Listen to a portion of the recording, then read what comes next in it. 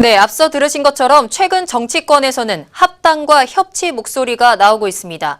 한때 한 지붕 한 식구였던 민주당과 국민의당, 그리고 자유한국당과 바른정당이 다시 힘을 합칠지 주목이 되고 있는데요. 혼란스러운 정치권, 해법은 있을지 아시아투데이 최태범 기자와 이야기 나눠보겠습니다. 안녕하십니까? 네, 안녕하세요. 네, 지금 정치권에서는 바른정당이 자유한국당에 흡수 통합되는 것 아니냐라는 얘기가 계속해서 나오고 있거든요. 그 이유가 뭔가요? 네, 이 바른정당이 창당한 과정을 보면 작년에 박근혜 전 대통령에 대한 이 탄핵안의 처리 과정에서 자유한국당의 전신인 새누리당의 비박계 의원들이 탄핵에 찬성하면서 탈당하면서 이렇게 만들어졌는데요. 네. 그 새로운 대안적 보수 정당으로 자리매김하겠다는 것이 창당 목표였지만 지금 여론조사 결과를 보면 정당 지지율은 최하위를 벗어나지 못하고 있고, 더군다나 최근에는 당 소속인 황영철 의원의 그 보좌관 월급 유용 혐의와 이해훈 전 당대표의 금품 수수 의혹에 이어 지금은 바른정당 소속인 남경필 경기지사 아들의 마약 범죄까지 이딴 악재가 터지면서 바른정당은 현재 역대 최대의 위기에 처한 상황입니다. 네. 바른정당은 이해훈 전 대표의 사퇴로 생긴 지도부의 공백을 11월 13일에 치르는 전당대회를 통해 극복하려는 계획이었지만 지금으로서는 당의 존립이 흔들리고 있어 지지 기반인 중도 보수층에서도 외면받는 것 아니냐는 이런 우려가 커지고 있는 상황입니다.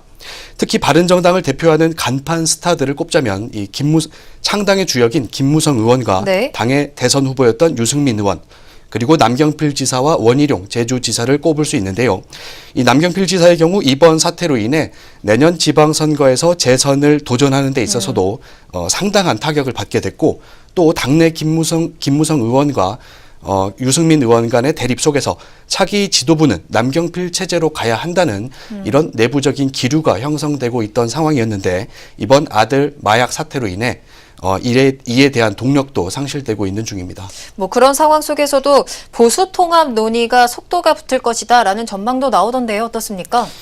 네, 이렇게 바른정당의 존립이 위협받고 대표 주자에 대한 타격이 이어지는 상황 속에서 네. 자유한국당은 이 바른정당과의 가장 큰 대척점에 있었던 박근혜 전 대통령의 그 당적에 대한 문제와 관련해서 박 전 대통령의 출당이라고 하는 카드를 꺼내들며 본격적으로 보수 통합 논의에 불을 지피고 있습니다.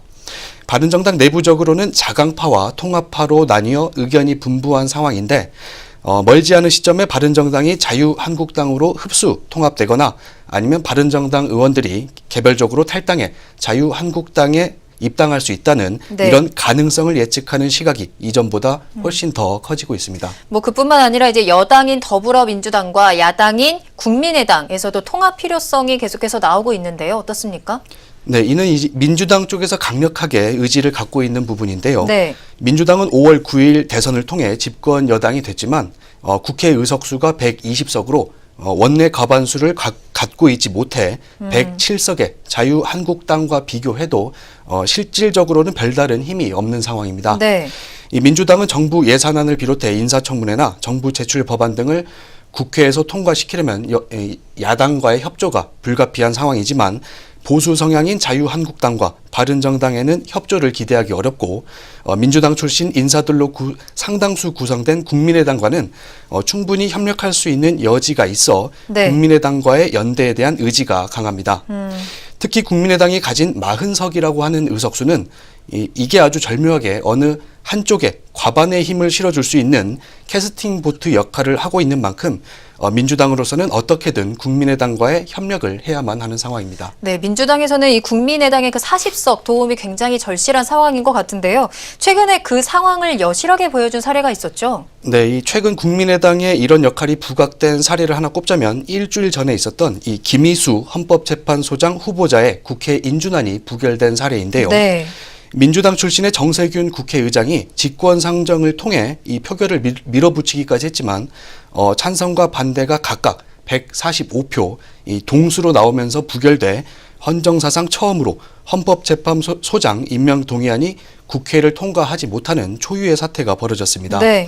이 국회 총 300석의 의석 중에서 민주당이 120석, 이 120석으로 과반인 150석을 위해서는 30석의 의석이 추가로 필요한 상황이었고, 자유한국당과 바른정당은 당론으로 반대 의사를 표시했던 만큼 남아있던 게 이 국민의당의 40석이었는데 민주당이 표 계산을 잘못한 것인지 아니면 이탈표가 발생한 것인지는 잘 모르지만 네. 아무튼 이번 부결 사례를 통해 국민의당은 국회 의사결정 권한을 사실상 쥐고 있는 제3당이라는 입지를 확고히 하게 됐습니다.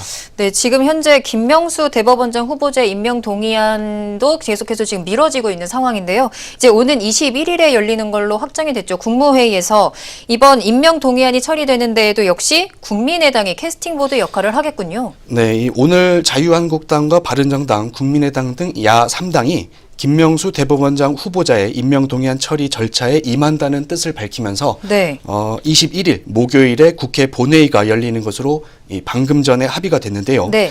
이 자유한국당과 바른정당은 김명수 후보자에 대해 반대 입장을 표시하고 있어서 표결이 진행된다면 국민의당이 또다시 캐스팅 보트 역할을 하게 될 것으로 보입니다. 하지만 국민의당 의원들 사이에서도 이 김명수 대법원장 후보자에 대한 찬반 입장이 팽팽하게 맞서고 있어서 김희수 헌재소장 후보자 인준안 때처럼 부결될 가능성도 있기 때문에 이 민주당으로서는 마음을 놓을 수가 없는 상황입니다. 네, 아무래도 이 정치권의 통합연대 논의는 내년에 지방선거를 앞두고 좀 더 활발하게 본격화될 것이다라는 전망이 나오죠. 어떻게 해야 될까요? 짧게 부탁드릴게요. 네, 사실 이렇게 국회에서 벌어지는 일보다 여야 정당들이 더 크게 신경 쓰는 것은 대선이나 총선, 지방선거 등 이 당의 존립을 결정짓는 각종 선거전입니다. 네. 이 바로 앞에 있는 게 내년 6월 지방선거인데요. 이 지방선거 전까지는 자유한국당과 바른정당 간 보수통합이나 민주당과 국민의당 간 연대 또는 바른정당과 국민의당 간 통합 논의가 물밑에서만 나오다가 선거 국면에 접어들면서 논의가 본격화될 것으로 예상됩니다. 네, 여기까지 듣겠습니다. 지금까지 최태범 기자와 이야기 나눠봤습니다.